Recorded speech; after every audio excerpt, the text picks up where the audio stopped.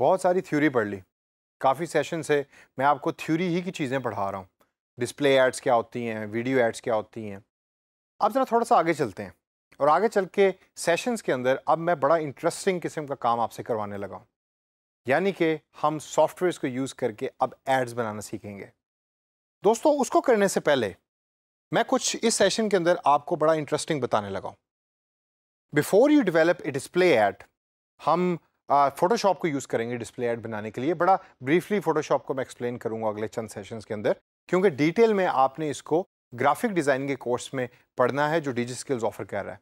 तो उसको करने से पहले इस सेशन के अंदर ये देखना बहुत ज़रूरी है कि गूगल कौन कौन सी ऐड के साइजेस हैं कि जिनको कंपेटेबल मानता है। इन साइजेस को समझने से पहले सबसे पहले ये समझते हैं कि डिस्प्ले ऐड का साइज़ मेजर किस तरीके से होता है। आपने कभी पिक्सल का नाम सुना है?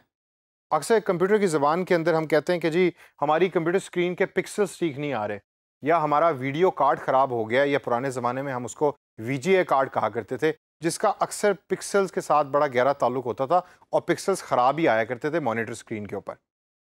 पिक्सल्स होती हैं छोटे छोटे डॉट्स आपकी स्क्रीन पे जो लाइट को एमिट कर रहे होते हैं और वो मिल के बनाते हैं उस पिक्चर को जो आप देख रहे होते हैं। अब आसान लफ्ज़ों के अंदर एक पिक्चर डिपेंड करती है उसकी विड्थ के ऊपर और उसकी हाइट के ऊपर।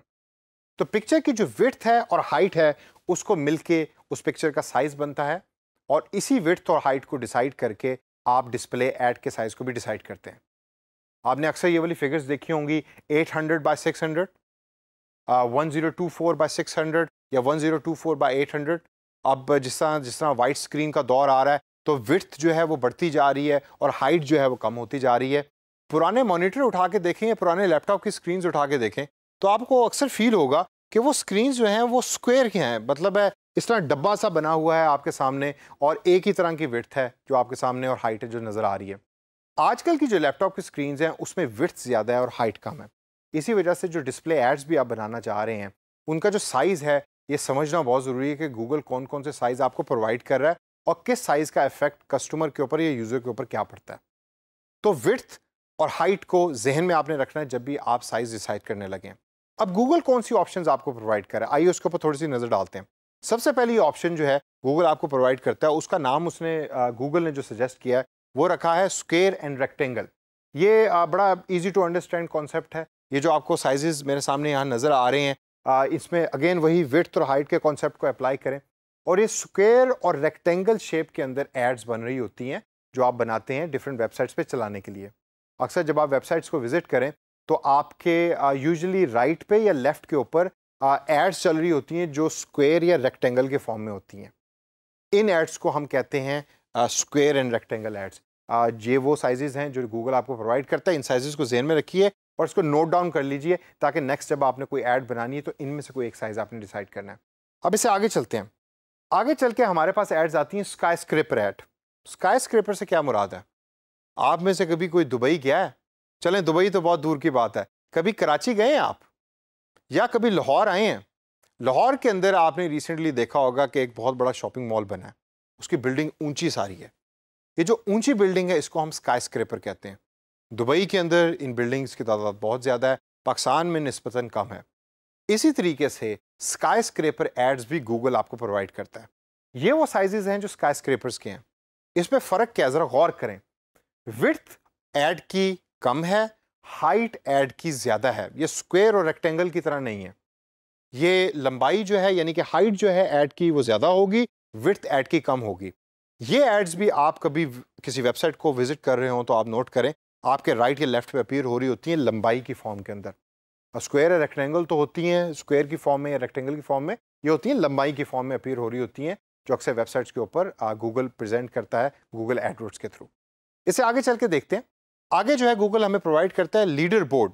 लीडर बोर्ड की एड्स जो हैं उनके साइजेस प्रोवाइड करता है। इन साइजेस पे ज़रा थोड़ा सा नज़र डालें और देखें कि ये वाले साइजेस कौन से हैं। आप फॉर इंस्टेंस पहले वाला देखें जिसके आगे मैंने बैनर लिखा हुआ है, ये साइज़ है 468 बाई 60। कौन सी एड्स हुई है? ये तो 60 का मतलब है कि ये तो बड़ी छोटी सी हाइट हुई और विड्थ बहुत बड़ी है। ये वो एड्स हैं जो अक्सर बॉटम में या टॉप के ऊपर आपको बैनर की फॉर्म में नज़र आ रही होती हैं। गूगल एडवर्ड्स इसको लीडर बोर्ड का नाम देता है। ये विड्थ के अंदर ज़्यादा होती हैं, हाइट के अंदर कम होती हैं। इसी तरीके से जब आप एड्स बना रहे होते हैं इस पर्टिकुलर साइज़ के फॉर्म के अंदर, तो आपको ग्राफिक्स भी उस तरह के यूज़ करने पड़ते हैं जो इस साइज़ के अंदर फिट इन करें। आगे चलें और आगे चल के देखते हैं कि कौन सी एड्स हैं जो सबसे इंपॉर्टेंट आजकल यूज़ हो रही हैं। वो हैं मोबाइल फ़ोन एड्स, यानी कि मोबाइल के ऊपर जो एड्स चलेंगी वो किस तरह की होंगी। इसके अंदर भी आप गौर करें तो विड्थ है ज़्यादा और हाइट है कम, और हाइट और विड्थ जो है वो डेस्कटॉप और लैपटॉप स्क्रीन की निस्बत इसके अंदर कम है, ऑप्टिमाइज्ड है मोबाइल स्क्रीन के साथ। और ये वाली ऑप्शन सारी की सारी जो है वो गूगल आपको प्रोवाइड कर रहा होता है जब आप गूगल एडवर्ड्स पे ऐड बना रहे होते हैं। अब जब आप ऐड बनाने लगते हैं तो आप इनमें से आप डिसाइड करेंगे साइज़, लेकिन ये साइज़ आप कैसे डिसाइड कर रहे होते हैं? ये आप साइज़ डिसाइड कर रहे होते हैं बेस्ड ऑन द कंटेंट। ये वो कंटेंट है कि जो आपके क्लाइंट ने आपको प्रोवाइड किया, तो ये वो कंटेंट है जो आपने खुद बनाया और फिर आप डिसाइड आपने किया कि मेरी ऐड स्क्वायर फॉर्म में ज़्यादा बेहतर लगेगी या रेक्टेंगल फॉर्म में ज़्यादा बेहतर लगेगी, या मेरा ख्याल है मुझे बैनर की तरह की ऐड लगानी चाहिए।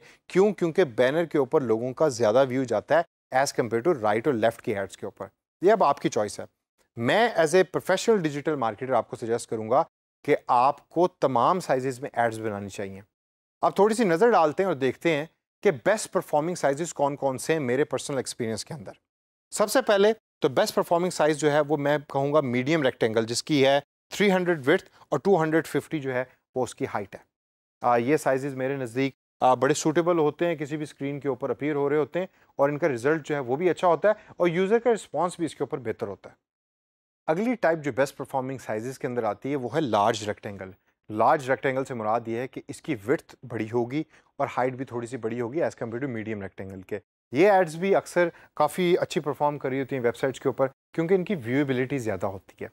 लार्ज रेक्टेंगल से आगे चल के देखें तो लीडर बोर्ड की ऐड है, जिसके अंदर आप अगर मेरे पीछे ऑब्जर्व कर रहे हो तो टॉप के ऊपर आ रही है। अगेन हाइट छोटी है, विड्थ इसकी बहुत बड़ी है। बैनर एड्स जिसको हम कहते हैं, गूगल उसको लीडर बोर्ड्स ऐड कहता है। फिर हाफ पेज एड्स आ जाती हैं। हाफ पेज एड्स के अंदर आपकी हाइट तो काफ़ी लंबी होती है लेकिन विड्थ भी अच्छी खासी होती है। ये आपके राइट या लेफ्ट पे अपीयर हो रही होती हैं एड्स और ये लंबाई में चूँकि ज़्यादा होती हैं, इनका भी जो रिस्पॉन्स है यूज़र का वो भी बहुत अच्छा आ रहा होता है क्योंकि जो इस ऐड के ऊपर जो रिजल्ट और कंटेंट प्रेजेंट करता है डिजिटल मार्केटर वो काफ़ी अट्रैक्टिव होता है और काफ़ी विजिबल होता है।